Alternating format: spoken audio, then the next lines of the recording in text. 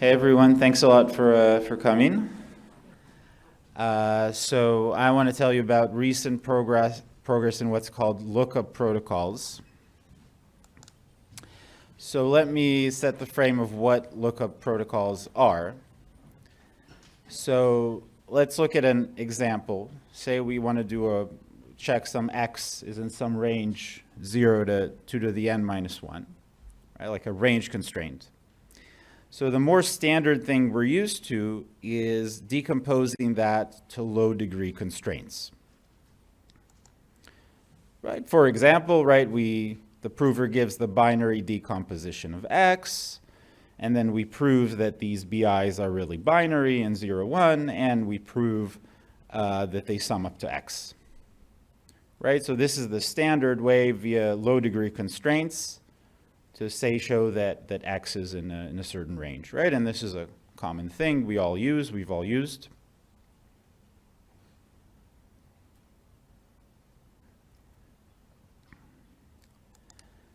And this is going to take us n plus 1 O of n constraints for one range constraint.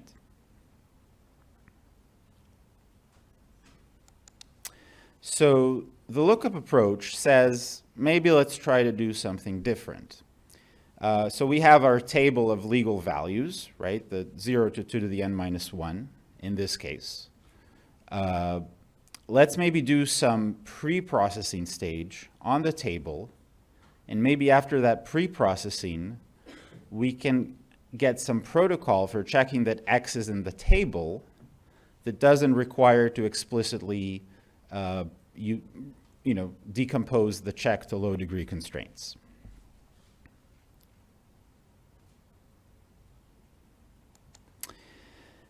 And indeed, in a protocol that's been relatively popular in the last few years, Lookup, it tells us we can do something like this in an amortized sense.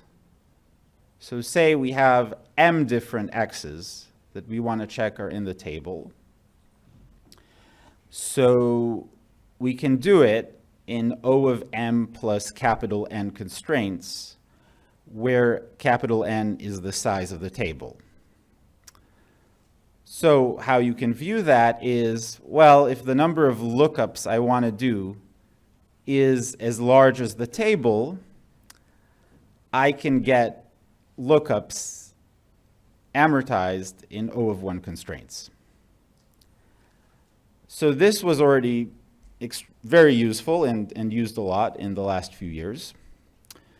But of course, we ask, can we get more? And theoretically, why there seems to be hope is I'm allowing you to pre-process the table. So maybe all the cost of the table size can be moved solely to the pre-processing stage.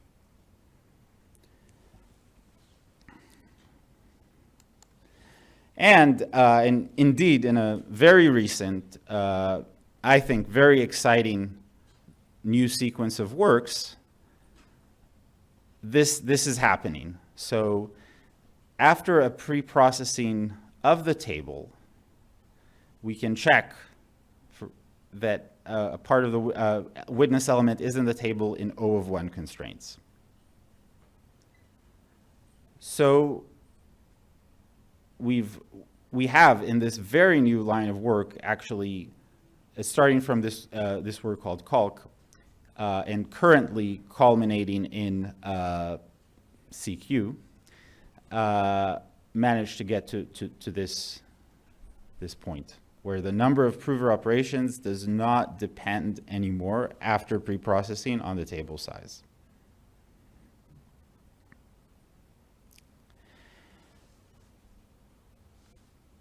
Okay, so that, in terms of the what, I'm done. So this is what I wanted to convey to you.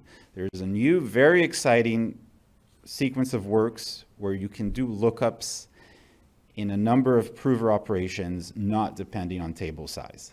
That's the what. And let me give you a little of the how. How are these protocols working?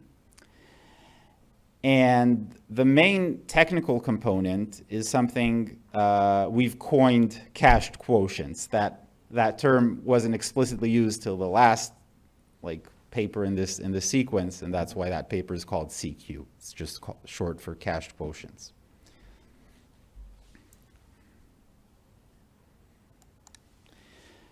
So to explain what that is, I need to do some recap of the KZG polynomial commitment scheme.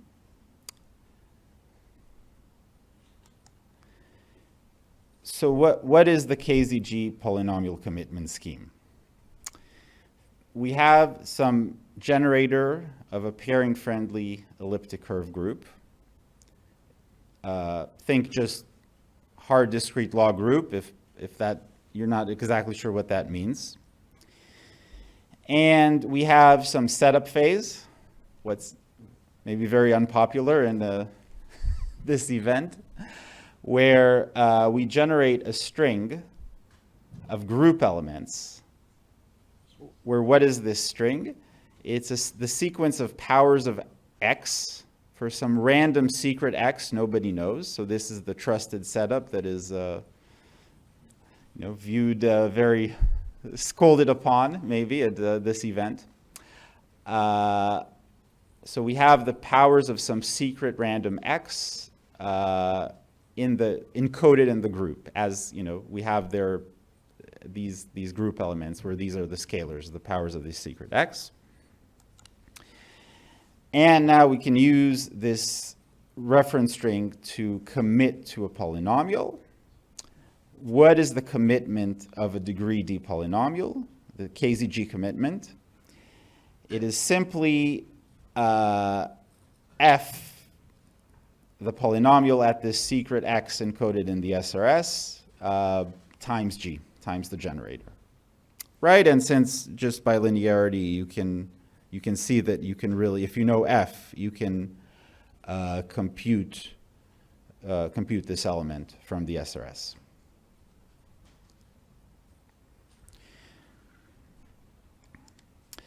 And why do people like this? What does this thing give you? The cool thing that this gives you is that after you send somebody the commitment, if somebody asks you, hey, what is f of a, where f is the polynomial you committed to in the past, you can send them f of a, and you can actually give them a really short proof, again, just one group element, that this value f of a is the correct one. It's the f you had in mind in commitment time. You're not changing your polynomial after they asked you about f of a.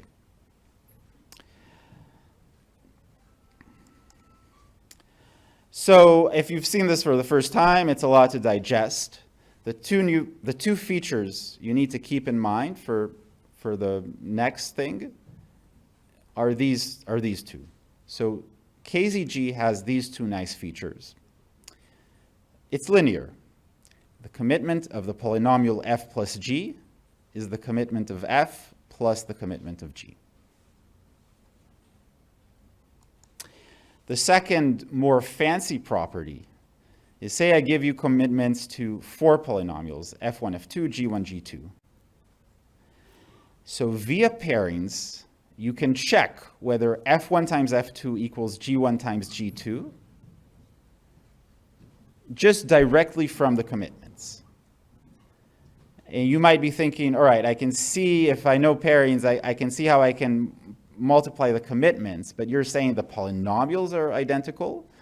So here, using this algebraic group model, this sort of strong cryptographic assumption, yes, we can actually conclude from the commitments that these products are equal as polynomials. So those are the two properties we're going to use right now. The linearity of the commitment and the fact that we can do product checks.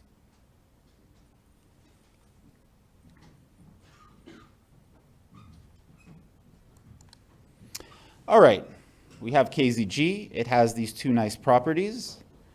Now let me give you a simple example of what the cached quotients technique does. I'm going to give you an example from the first paper in this sequence of works, Caulk. So again, if you look at that paper, you won't see this term cash quotients. It was coined in hindsight. All right, so look at the following scenario. We have a vanishing polynomial of some set t.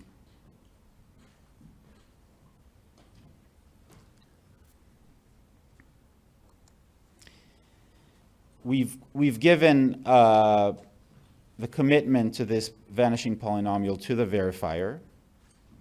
We've given to the verifier a commitment to another polynomial of ours, f.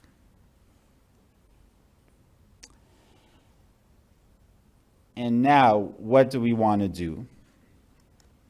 We want to convince the verifier this polynomial f that I've sent you a commitment to, it is actually a commitment to a vanishing polynomial of a subset of t.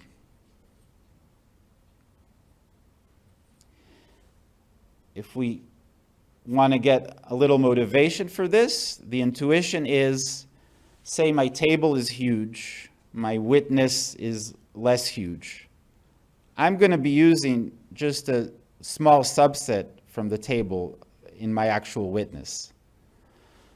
If I can do this, this is sort of, from that point, I can sort of say, all right, I can run a lookup protocol, but I can run it on a smaller table of just the values I'm actually going to use after I manage to convince the verifier of this, that f is really a vanishing polynomial of a subset.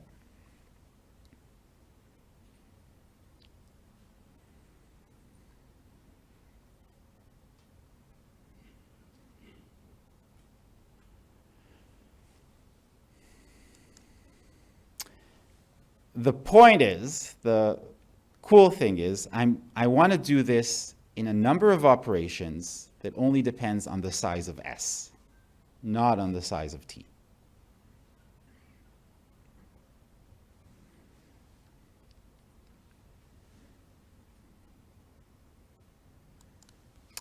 So the natural thing is, the natural way to prove such a thing is the quotient polynomial zt divided by zs, right, which is exactly the same as the vanishing polynomial of t minus s, right? This is sort of a witness to the fact that zs that s is a subset.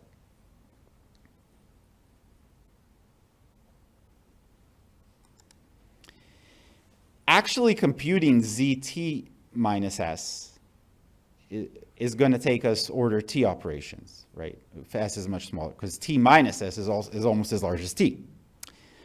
The first thing, the important point, is that it's enough to compute a commitment to zt minus s. Because of these nice features we talked about, that once we have that, and we'll see the equation in the next slide, but once we have just the commitment, we can check via pairings that zs is correct, that f is correct. The second thing to notice is that the commitment to zt minus s is a sparse combination of commitments we can pre-compute. These commitments we pre-compute, these are what I call the cached quotients.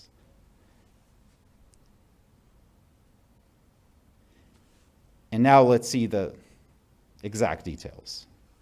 So, for each element in T, I'm going to pre-compute the vanishing polynomial, the commitment to the vanishing polynomial of T minus just one element. Call this polynomial GI.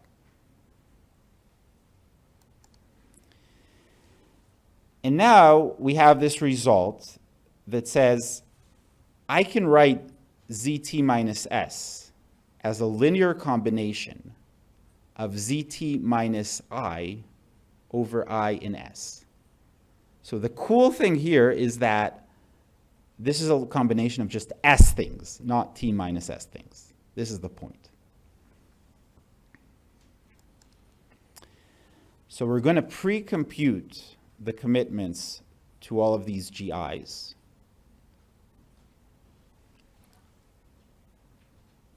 I'm going to show this last part a little fast because I'm out of time. So this is the idea. The prover, after we've pre-computed these commitments, the prover can compute in S operations the commitment to ZT minus S.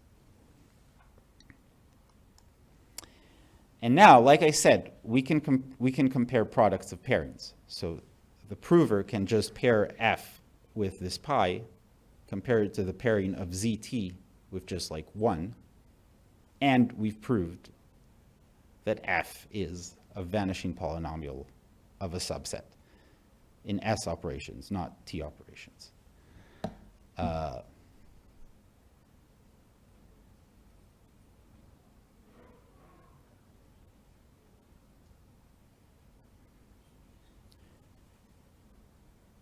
All right, so thank you, and I'm happy to take a question.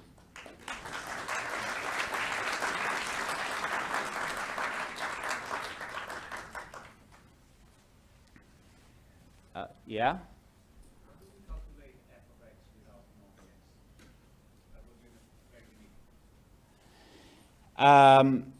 If you know the coefficients of F, then f of x is a linear combination of x to the I, of the powers x to the I. So you can compute f of x times g from x to the I times g as linear combination.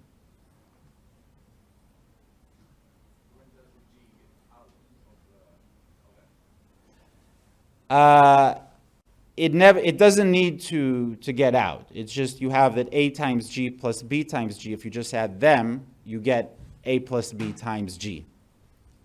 So this is an important component in KZG, that the x can be kept secret, and you can still do linear operations while it's secret. This is a crucial component. Yep. You need to change the table size, and the prover has to sort of it's not like a one-time, you need enough trusted setup every time you need to change the table size. Every time you change the table, also if it's the same size, you need to do, in the current protocols, n log n preprocessing, where n is the table size. Yep. Well,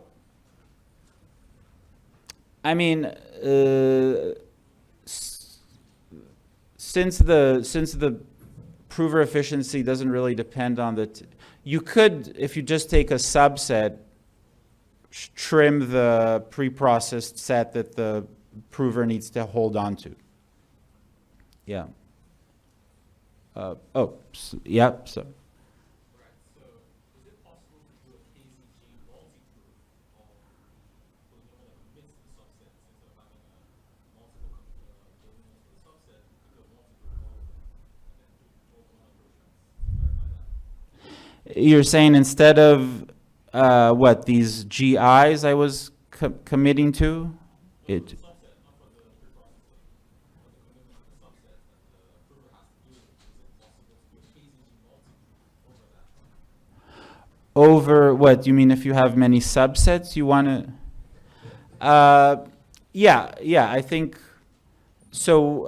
In this last scheme, CQ, it's nicely aggregatable. So yeah, so if you have like 100 claims you want to prove, you can easily compress it to like one, like multi-proof. Yeah. Yeah. P is public and S is secret. Yes. So G is public and X is secret. Yeah. Oh, T is public and S is secret. Yes. Yeah. Hi. Hi. So, are you aware of any post-quantum replacement for pairings? No. So this is why I was really surprised they let me talk about this because this is so far everything we've seen. You can swap your polycommit scheme for Fry. And this, I think, this line of work starting from Caulk is the first one where, at least so far, we don't have a pairing alternative. And it's a very interesting question if you can get it, of course. Yeah?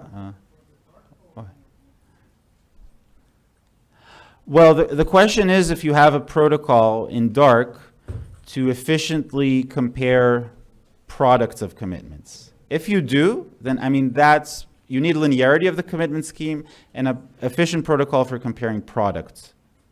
If you have that, then that's all you need. So it's a very interesting question. Yeah. I don't want to, get the next speaker late, so maybe I should stop. Yeah. Okay. Thank you very much.